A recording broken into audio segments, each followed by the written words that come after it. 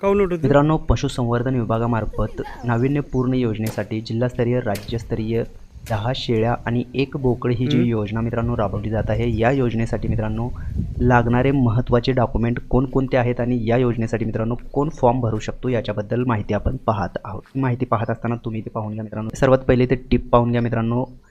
योजनेअंतर्गत पश्चिम महाराष्ट्र, खानदेश आणि मराठवाडा विभागातील जिल्ह्यात उस्मानाबादी व संगमनेरी या जातीच्या शेळ्या व बोकड यांचे गट वाटप करण्यात येतील.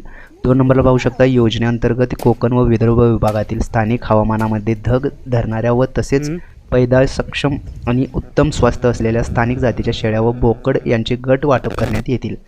लाभार्थी निवडताना 30% महिलांना प्राधान्य देण्यात यावे असं सांगण्यात आलेलं आहे. त्यासोबत तुम्ही इथे पाहू शकता लाभार्थी निवडीचे निकष प्राधान्यक्रम उतरत्या क्रमाने इथे तुम्ही पाहू शकता. 1 नंबरला दारिद्र्य रेषेखालील लाभार्थी असेल तर तो अर्ज करू शकतो. त्यानंतर अत्यल्प भूधारक शेतकरी म्हणजे